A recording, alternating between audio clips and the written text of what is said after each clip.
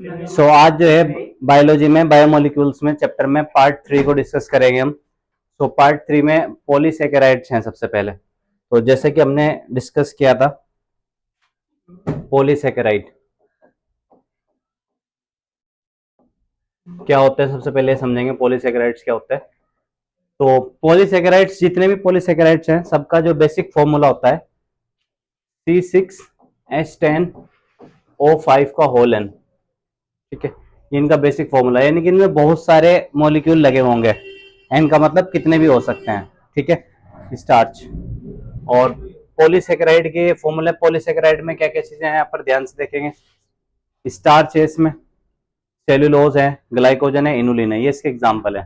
तो these are polymers of sugar monosaccharide. तो ये पॉलीमर है। ठीक है, पॉलीमर मतलब जो बहुत सारे बने हुए हैं, किसके? मोनोसेकेराइड। यानी ये बहुत सारे मोनोसेकेराइड के मिलने से इसका निर्माण होता है। किसका? पॉलीसेकेराइड का। पॉली का मतलब बहुत सारे, सेकेराइड। तो बहुत सारे सेकेराइड जब जुड़ जाते हैं किसी ना किसी तरीके से, चाहे वो स्टार्च के फॉर्म में, स्टार्च के देखेंगे स्ट्रक्चर कुछ इस तरीके से जुड़ते हैं स्टार्च के मॉलिक्यूल, सेलुलोज के मॉलिक्यूल इस तरीके से जुड़ते हैं, ग्लाइकोजन के मॉलिक्यूल इस तरीके से जुड़ते हैं, और इनुलिन के मॉलिक्यूल इस तरीके से जुड़े रहते हैं। फिर स्टार्च जो होती है ये किस में पाई जाती है? जो प्लांट्स होते हैं, पेड़ पौधे होते हैं, उनमें रिजर्व फूड होता है। पेड़ पौधों में रिजर्व इकट्ठा हुआ फूड होता है स्टार्च। सेल्यूलोज पाया जाता है किसमें? प्लांट्स में। प्लांट की जो सेल वॉल होती है, कोशिका भित्ति होती है, सेल वॉल, वो बनी होती है सेल्यूलोज की। ग्लाइकोजन कहाँ पाया जाता है? एनिमल्स जो होते हैं, एनिमल्स के अंदर जो उनके लार्ज ऑर्गन होते हैं, बड़े ऑर्गन होते हैं, उनके अंदर में स्टोर हुई हुई एनर्जी है ग्लाइकोजन। तो ग्लाइकोजन बेसिकली जो हमारे बड़े ऑर्गन्स होते हैं उनके अंदर होता है। फिर इनुलिन किसके अंदर पाया जाता है? प्लांट्स के अंदर पाया जाता है ये भी। ठीक है ना, पेड़ पौधों के अंदर पाया जाता है इनुलिन भी। देन उसके बाद में पॉलीसेकेराइड्स में ही है, these there are complex polysaccharides formed by amino sugars. तो कॉम्प्लेक्स होते हैं, एमिनो शुगर के बने होते हैं, जैसे कि इनको बोलते हैं एग्जांपल में glucosamine, N acetyls, galactosamines etcetera. एक इसमें काइटिन भी है। Chitin is the homopolymer of N acetyl glycosamine. It is seen in exoskeleton of the arthropods and fungal cell wall. यानी कि ये वाला जो है ना, एक्सोस्केलेटन में दिखाई देता है आर्थ्रोपोड्स ही। आर्थ्रोपोड होते हैं जैसे कि कॉकरोच हो गया, इस तरह के जो एनिमल्स हो गए, तो उनकी जो बाह्य कोशिका, ये बाहर का जो शेल होता है, ये बाहर का जो शेल होता है वो काइटिन का बना होता है। किसका बना होता है? काइटिन का। और काइटिन में क्या है? पॉलीसेकेराइड है। काइटिन का बेसिक फॉर्मूला क्या है? एन एसिटाइल ग्लूकोसामाइन, मतलब इसका नाम है।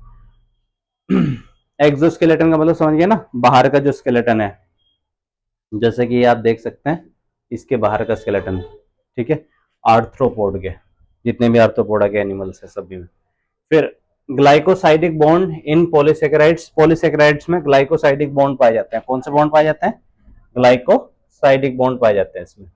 तो ग्लाइकोसाइडिक बॉन्ड इन पॉलीसेकेराइड, तो देखो ग्लाइकोसाइडिक बॉन्ड होते हैं, जैसे कि यहाँ पर मान लो ये एक पॉलीसेकेराइड हो गया, ये दूसरा हो गया, और यहाँ पर भी OH है, इसका मान लो ये पहला कार्बन है, इधर से काउंटिंग करता है तो 1 2 3 4, इसका 4 बैठेगा। तो इसके 1, इसके 4, यहाँ से मान लो यहाँ से OH हटा दिया आपने, रिमूव कर दिया, और यहाँ से H रिमूव कर दिया। H और OH क्या निकल जाएगा? यहाँ से H2O निकल जाएगा। फिर खाली एक ऑक्सीजन बचेगा, और उस ऑक्सीजन की मदद से यहाँ पे ये जुड़ जाएंगे। इसको बोलते हैं ग्लाइकोसाइडिक लिंकेज। तो यहाँ पर ये 4 और 1 के बीच में क्या बन गया? बॉन्ड बन गया है, यानी कि C1 और C4।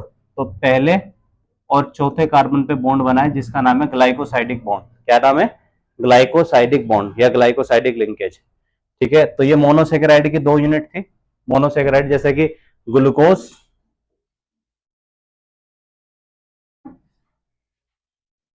और एक दूसरा मान लीजिए ग्लूकोज हो गया, एक और ग्लूकोज मान लीजिए, ग्लूकोज प्लस ग्लूकोज, और यहाँ पर डाइसेकेराइड बन गया। इनके मिलने से क्या बन गया? डाइसेकेराइड। जैसा ग्लूकोज प्लस ग्लूकोज के मिलने से माल्टोज बन गया। क्या बन गया? माल्टोज बन गया। अगर ग्लूकोज प्लस फ्रक्टोज होता तो सुक्रोज बन जाता। क्या बन जाता? सुक्रोज। बन गया डाइसेकेराइड। कौन से बॉन्ड की मदद से बनेगा? बस इसका नाम याद रखना आपको, ग्लाइकोसाइडिक बॉन्ड। कौन सा बॉन्ड है? Glycosidic bond.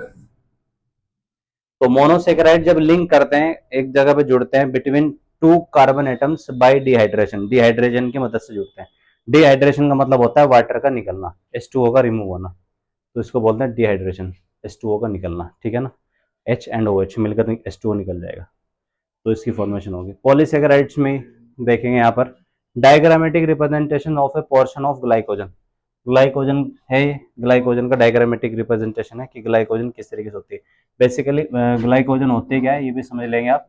ग्लाइकोजन, तो ग्लाइकोजन एक स्टोर फूड होता है, स्टोर फूड इन एनिमल्स। जो एनिमल्स होते हैं उनकी बॉडी में स्टोर हो जाती है ग्लाइकोजन, ठीक है ना, स्टोर एनर्जी है, स्टोर फूड है। तो बेसिकली किन पार्ट्स में ज्यादातर ग्लाइकोजन पाई जाती है हमारी बॉडी के? एक तो लीवर में ज्यादा ग्लाइकोजन पाई जाती है, लीवर हो गया, लार्ज मसल्स हो गई, बॉडी के अंदर जो बड़ी मांसपेशियां ना उनके अंदर, और ब्रेन हो गया। सबसे ज्यादा तो ये मान लीजिए लीवर में और ब्रेन में, पहले नंबर पे लीवर में और दूसरे नंबर पे ब्रेन में। तो इनमें ग्लाइकोजन ज्यादा मात्रा में पाई जाती है, स्टोर हुई हुई एनर्जी है जिसका हम इस्तेमाल करते हैं। उसके बाद में पॉलीसेकेराइड्स में है starch, starch from helical secondary structure, ये हेलिकल सेकेंडरी स्ट्रक्चर होती है। It can hold I2 molecules in the helical portion, give blue colour, और ये कैसा कलर देती है? ब्लू कलर देती है। यानी कि जब आप इसको आयोडीन के साथ में मिलाते हो ना स्टार्च को, तो ये ब्लू कलर की हो जाती है। जैसे कि यहाँ पर आलू है, आलू में अगर आप आयोडीन मिला दोगे ना तो आलू नीले कलर का हो जाएगा, ठीक है। इससे पता चलता है हमें आलू के अंदर स्टार्च होती है, आलू के अंदर क्या होती है? स्टार्च होती है ठीक ठाक मात्रा में। फिर उसके बाद में सेलुलोज है, cellulose has no complex helices, इसके अंदर कोई कॉम्प्लेक्स हेलिकेज नहीं होता है, therefore can not hold I2, इसीलिए I2 को होल्ड नहीं कर पाती है। किसको होल्ड नहीं कर पाती है? आयोडीन को होल्ड नहीं कर पाती है सेलुलोज। तो स्टार्च होल्ड कर लेती है आयोडीन को, जबकि जो सेलुलोज होगा वो उसको होल्ड नहीं कर पाएगा, सेलुलोज। तो स्टार्च और सेलुलोज में थोड़ा सा डिफरेंस ये है, ठीक है। देन उसके बाद में है न्यूक्लिक एसिड। तो what is nucleic acid? DNA and RNA. क्या चीज है? DNA and RNA. तो आप यहां पर ध्यान से देखें, जो न्यूक्लिक एसिड होता है बेसिकली ये एक जेनेटिक मटेरियल होता है भाई, जेनेटिक मटेरियल, जेनेटिक मटेरियल है।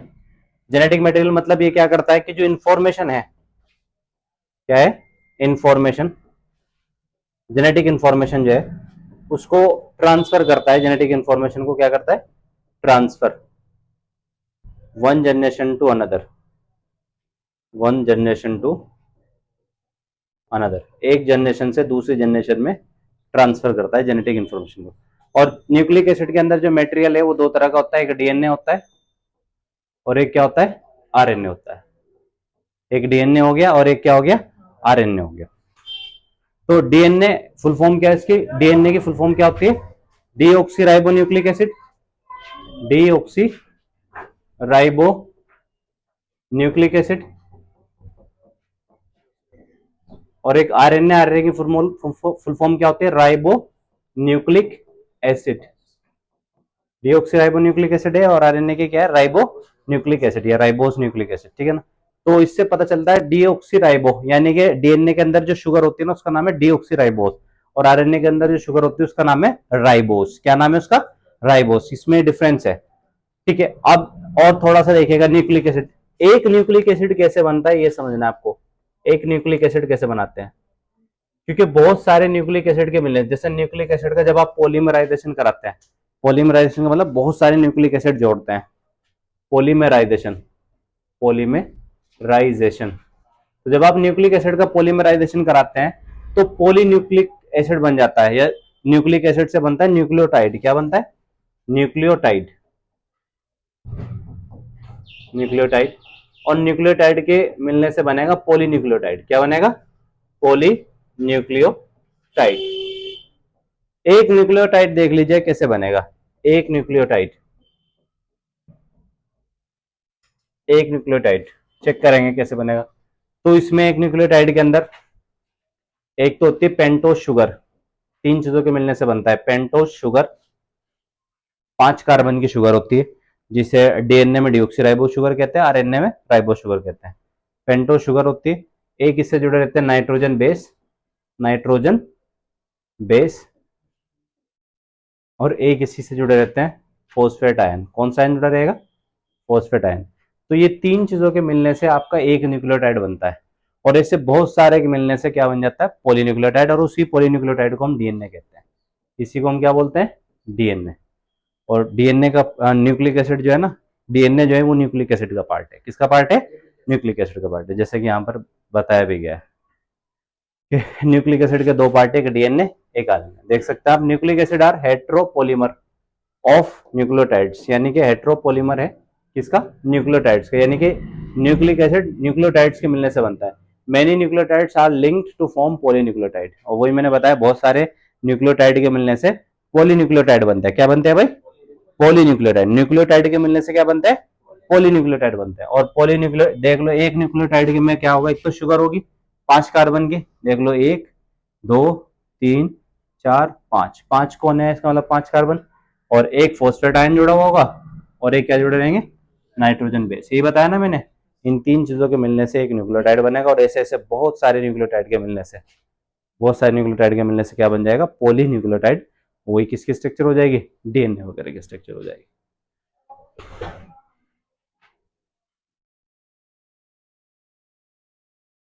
ठीक है, फिर उसके बाद में न्यूक्लिक एसिड कितने टाइप के होते हैं बता दिया मैंने आपको, एक डीएनए होता है और एक क्या होता है, आरएनए। ठीक है ना, डीएनए डबल स्टैंडर्ड होता है, 2 स्टैंड वाला, आरएनए होता है single standard. Difference, double stand वाला है और ये सिंगल स्टैंड वाला है। ठीक है ना, double stand single stand. Ribo nucleic acid, deoxy ribo nucleic acid. Then उसके बाद में देखेंगे न्यूक्लिक एसिड में secondary structure of DNA. DNA की जो दूसरी स्ट्रक्चर दी गई थी वो दी गई थी वाटसन एंड क्रिक के जरिए से, डबल हेलिक्स मॉडल कहते हैं उसको। तो डबल हेलिक्स मॉडल में यहाँ पे देखो डीएनए के दो छोर होते हैं, एक 5' वाला और एक क्या होता है 3' वाला। तो सबसे पहले यहाँ पर शुगर होगी, फिर बीच में क्या लगे रहेंगे, अक्षार नाइट्रोजन के बेस लगे रहेंगे, नाइट्रोजन बेस। जैसे नाइट्रोजन बेस में कौन कौन से होते हैं, adenine, guanine, thymine, cytosine, uracil. Nitrogen base जो होता है ना, इनको आपको ध्यान रखना कौन कौन से नाइट्रोजन बेस होते हैं।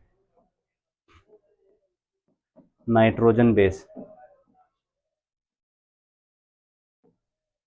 तो नाइट्रोजन बेस में है कौन कौन से हैं भैया, डीएनए में अलग पाए जाते हैं और आरएनए में अलग पाए जाते हैं। तो डीएनए में कौन से नाइट्रोजन बेस होते हैं और आरएनए में कौन से होते हैं ये देख लेंगे, इनसे क्वेश्चन भी आपका बन सकता है। डीएनए में जो नाइट्रोजन बेस होते हैं वो होते हैं adenine, guanine, thymine, cytosine, AGTC ये होते हैं। आरएनए में जो होते हैं एडेनिन, गुआनिन, यूरेसिल, साइटोसिन। मतलब आप देख रहे हैं बस फर्क टी और यू का है, यानी कि डीएनए में थाइमीन होगा जबकि आरएनए में क्या हो जाएगा, यूरेसिल हो जाएगा। क्या हो जाएगा, यूरेसिल। ठीक है ना, ये डिफरेंस है। तो it can also become a question, ये भी क्वेश्चन बन सकता है नीट के एग्जाम में, पूछ लेगा कि डीएनए में कौन सा अलग अक्षार होता है, कौन सा अलग बेस होता है नाइट्रोजन का, तो आंसर हो जाएगा थाइमीन। और आरएनए में कौन सा अलग बेस होता है, आंसर हो जाएगा यूरेसिल। तो इन सभी के नाम आपको पता होना चाहिए। ए मीन्स क्या होता है, adenine,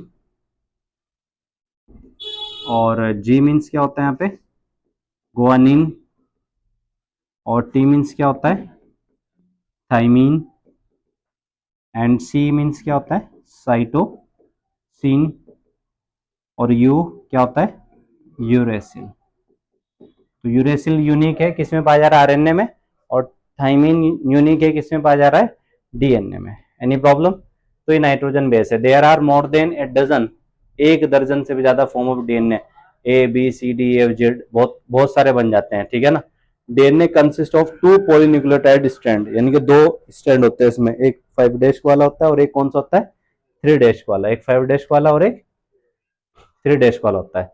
arrange anti parallel by S double, anti parallel होते हैं एक दूसरे के आमने सामने, एंटी पैरेलल एक दूसरे क्या रहते हैं, आमने सामने रहते हैं। ठीक है ना, इस तरीके से देख सकते हैं। जैसे GCTA, फिर AT, फिर CG, इनको अपोजिट अपोजिट करके दिखा देंगे। तो मैं एक बार स्ट्रक्चर बना के खुद दिखा देता हूँ आपको, डीएनए के जो डबल हेलिक्स मॉडल दिया गया है वाटसन एंड क्रिक के जरिए से। तो डबल स्टैंडर्ड होता है,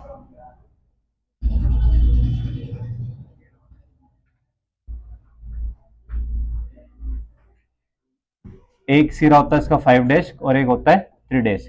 जो ये इसका बेस पेयर, इसका जो बेस है, ये जो बेस है, ठीक है, क्या है ये बेस। तो ये बेस तो किसका बना हुआ है आपका, ये तो बना हुआ है शुगर का, पेंटोज शुगर का। कौन शुगर का बना हुआ है, पेंटोज शुगर। याद रहेगा कौन शुगर का बना हुआ है, पेंटोज शुगर का बना हुआ। फिर इसके बीच में यहाँ पर बेस लगे हुए हैं, जैसे कि एडेनिन गवानीन से जुड़ेगा डबल बॉन्ड से, और फिर साइटोसिन जुड़ेगा थाइमीन से ट्रिपल बॉन्ड से। ये ध्यान रखना आपको, AGCT, इसी को अपोजिट करके लगा देंगे, TCA, फिर उसके बाद में जी ए एस जोड़ते चले जाएंगे, फिर ऊपर वाला ही पैटर्न आ जाएगा ए जी फिर सी टी, ये अलग। अब देखो ऐसा माना गया कि ह्यूमंस में 99% डीएनए तो एक जैसा होता है सबका इंसानों में, जो 1% डीएनए होता है ना वो अलग होता है। वो 1% डीएनए में क्या होता है, इसके जो सीक्वेंस आते हैं ना, इसके जो पेयर होते हैं, सीक्वेंस पेयर होते हैं, वो अलग अलग होते हैं इंसानों में सब में, ठीक है ना। वो 1% से ही डिफरेंट होता है कि हर इंसान में डीएनए क्या है, अलग है। तो ये ध्यान रखना आपको। फिर वॉटसन एंड क्रिक ने दिया था ये मॉडल 1962 में, इनको नोबेल प्राइज भी मिला था इसके लिए।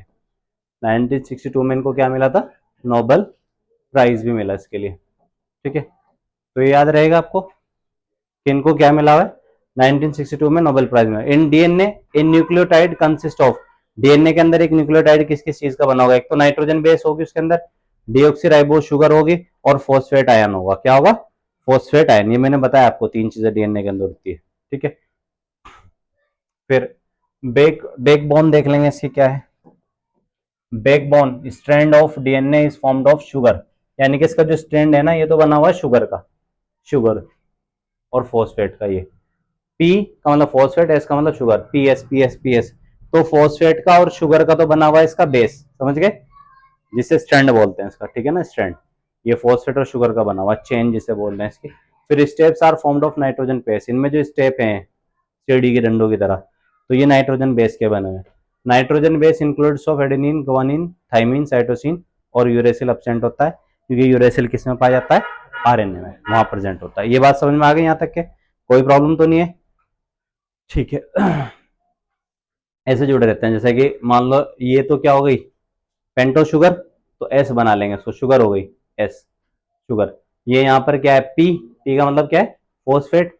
फिर ये क्या हो गया, नाइट्रोजन बेस, क्या हो गई, nitrogen base, A double Bond tea, फिर से क्या आ गया, शुगर दूसरी तरफ भी, और फिर साइड में क्या लगा रहेगा, पी, फॉस्फेट, शुगर फॉस्फेट। फिर पी, पी का मतलब फॉस्फेट, फिर एस शुगर, फिर नाइट्रोजन बेस, फिर नाइट्रोजन बेस से आगे फिर शुगर, और शुगर से आगे फिर क्या आपका पी, पी फॉस्फेट आयन। इस तरीके से जुड़े रहेंगे।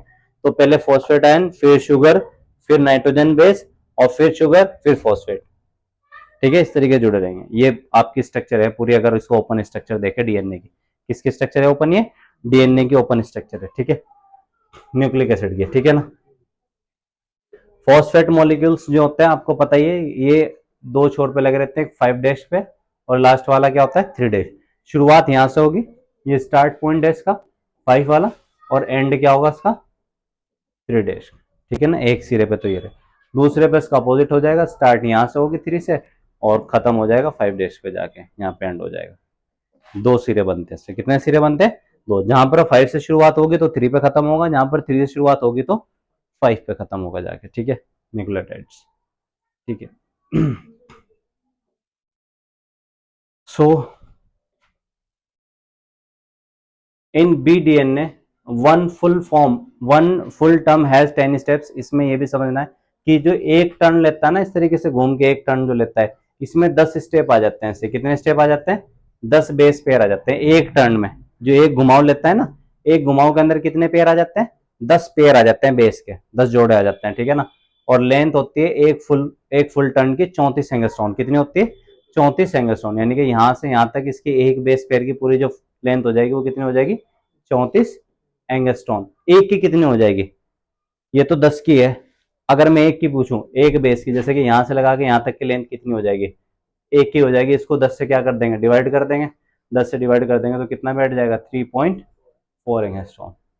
कोई प्रॉब्लम तो नहीं है। तो एक सिंगल की होगी 3.4 एंगस्ट्रॉन, और 10 की होगी कितनी, 34 एंगस्ट्रॉन। कितनी हो जाएगी, 34। देखो ये 3.4 ईच स्टेप, यानी कि हर एक स्टेप की 3.4, ये डिस्टेंस है इनके बीच, हर एक स्टेप की 3.4 है, और 10 की कितनी बैठेगी, 34। 3.4 की मल्टीप्लाई 10 से करोगे फिर 34 ही आ जाएगा। At each step the stand turns 36 degree, ठीक है ना। और हर स्टेप पे ये जो घूमता है ना यू करके, ये 36 डिग्री के एंगल पे घूमा है। कितने डिग्री के एंगल पे घूमा, 36। ये बात आपको पता करनी है। तो इट्स ऑल अबाउट डीएनए, ठीक है ना, न्यूक्लिक एसिड। तो न्यूक्लिक एसिड में आपने देख लिया कि डीएनए होता है, फिर इसमें थोड़ा सा आपको जो देखना है वो आरएनए को भी देखना है। किसको देखना है, आरएनए। डीएनए तो हमने देख ही लिया। आरएनए जो होता है, आरएनए सबसे पहले इसमें भी पेंटोस शुगर होती है, लेकिन इसमें राइबो न्यूक्लिक एसिड इसका नाम है। इसमें डीऑक्सी, जैसे कि वहां पे डीऑक्सी यानी कि एक ऑक्सीजन हटा रहता था, यहाँ पर कंप्लीट जो है ना पेंटोस शुगर है पूरी की पूरी। और इसके भी टाइप्स होते हैं। आरएनए का फंक्शन क्या होता है, जब डीएनए का फंक्शन तो आपको पता है कि डीएनए का काम होता है जो जेनेटिकल इंफॉर्मेशन होती है उसको एक जनरेशन से दूसरी जनरेशन में लेके जाता है। जो अनुवांशिक जानकारियां हैं जो माता पिता से मिली है उन्हें ट्रांसफर कर रहा है। लेकिन आरएनए का काम क्या होता है, आरएनए जेनेटिक इंफॉर्मेशन का भी काम कर सकता है कुछ एनिमल्स में, जैसे वायरस के अंदर जेनेटिक इंफॉर्मेशन का काम करता है, जेनेटिक मटेरियल की तरह काम करता है डीएनए की तरह। और आरएनए का काम प्रोटीन सिंथेसिस का भी होता है। किसका होता है, प्रोटीन सिंथेसिस, प्रोटीन को बनाने का भी होता है इसका काम। ठीक है, ये भी आपको समझना है। इसके टाइप्स देखने हैं कितने टाइप का ये होता है आरएनए। तो टाइप्स में आरएनए के है, एक होता है इसमें एमआरएनए, मैसेंजर आरएनए, एक होता है इसमें टीआरएनए, ट्रांसफर आरएनए बोलते हैं इसको, और एक होता है इसमें third rRNA, rRNA ribosomal RNA. तो इसमें समझना है एमआरएनए मैसेंजर आरएनए, ये तो मैसेज को कोड करता है, जो भी मैसेज होगा उसको कोड करेगा भेजने के लिए।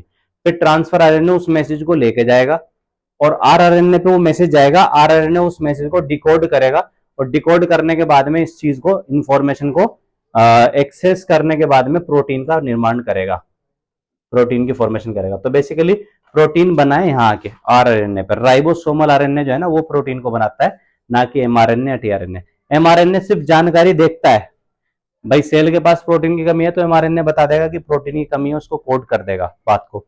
फिर उस बात को सेल्स तक पहुंचाने का काम कौन करेगा, टीआरएनए। और कहां तक पहुंचाएगा, आरआरएनए तक पहुंचाएगा, और आरआरएनए उस पर एक्शन लेकर तुरंत प्रोटीन को बनाना शुरू कर देगा। अब यहाँ पर एक सवाल ये बन जाता है कि कहीं कहीं पर ऐसा होता है डीएनए से आरएनए का निर्माण होता है हमेशा। डीएनए से किसका फॉर्मेशन होती है, आरएनए। डीएनए से आरएनए बनता है। डीएनए से आरएनए बनने को कहते क्या है, नीट में कई बार क्वेश्चन पूछा हुआ है, डीएनए से आरएनए बनने की प्रोसेस को क्या कहते हैं, कोड। जो डीएनए से आरएनए बनता है इसको बोलते हैं ट्रांसक्रिप्शन। क्या बोलता है, ट्रांसक्रिप्शन। फिर इसकी अपोजिट प्रोसेस भी हो सकती है। अपोजिट प्रोसेस क्या हो सकती है, आरएनए से डीएनए का निर्माण भी हो सकता है। अगर ऐसा हो जाए कि आरएनए से डीएनए का निर्माण हो जाए तो इस प्रोसेस को क्या बोलते हैं, इसको क्या कहते हैं, तो कॉल्ड, इसको कहते हैं रिवर्स ट्रांसक्रिप्शन। क्या बोलते हैं, रिवर्स ट्रांसक्रिप्शन। ट्रांसक्रिप्शन। तो बात समझ में आई, ट्रांसक्रिप्शन क्या है, रिवर्स ट्रांसक्रिप्शन क्या है, डीएनए से आरएनए का निर्माण, और रिवर्स ट्रांसक्रिप्शन क्या है, आरएनए से डीएनए का निर्माण। तो आई होप आपको ये टॉपिक समझ में आया, डीएनए और आरएनए वाला, ठीक है ना। इसमें डीएनए फिंगरप्रिंट भी है, तो थोड़ा सा उसको भी देखेंगे, डीएनए फिंगरप्रिंट को भी ये समझ लेते हैं। DNA fingerprint, fingerprint. तो सबसे पहले इसके सीक्वेंस को पहचानने वाले साइंटिस्ट या जिन्होंने इसकी स्टडी की उनका नाम है एलेक्स ज़ेरफे। एलेक्स ज़ेरफे। हर एक इंसान के जो फिंगर टिप्स होते हैं, क्या होते हैं, फिंगर टिप्स होते हैं हर एक इंसान के। इस दुनिया में लगभग पॉपुलेशन 800 करोड़ की है। कितने हैं, 800 करोड़ लोग हो चुके हैं। 800 के 800 करोड़ लोगों की जो फिंगर टिप्स है वो यूनिक होती हैं। क्या होती है, यूनिक, खास होती हैं। छोड़ के कुछ एग्जेप्शन, कुछ अपवाद है, और वो अपवाद में ट्विंस, जो जुड़वा बच्चे होते हैं उनको छोड़ दो तो उनके फिंगर टिप्स हो सकता है कि जैसे हो ट्विंस के, लेकिन बाकी सभी के क्या होते हैं, अलग फिंगर टिप्स होते हैं। तो एलेक्स ज़ेरफे ने क्या करा, डीएनए फिंगरप्रिंटिंग की मदद से हर एक जो ये फिंगर टिप्स जो होते थे इन पे जो सीक्वेंस होते हैं डीएनए के, क्या होते हैं, फिंगर टिप्स जो होती हैं, फिंगर टिप्स समझ गए ना, उंगलियों के ऊपर जो टिप्स हैं इन पे देखे होंगे आपने कभी कभी निशान, फिंगरप्रिंट के निशान होते हैं ना। तो ये फिंगर टिप्स पे जो फिंगरप्रिंट होते हैं क्या होते हैं, फिंगरप्रिंट जिसको बोलते हैं, ये यूनिक बेस पेयर होते हैं एक तरीके के। क्या होते हैं, यूनिक बेस पेयर। एक खास तरह के बेस पेयर होते हैं, सब में अलग होते हैं बिल्कुल, ठीक है ना, हर किसी में यूनिक होते हैं, फिंगर टिप्स पे होते हैं। तो इसकी मदद से क्या है कि इसका यूज कहाँ होने लगा, एक तो प्राइवेसी के लिए होने लगा, आजकल लॉक लगाने लगे, आप फिंगरप्रिंट का लॉक लगा दिया, बस आप लगने लगा दे तो आप ही खोल लोगे उसको लॉक को। एक तो ये हो गया प्राइवेसी के लिए।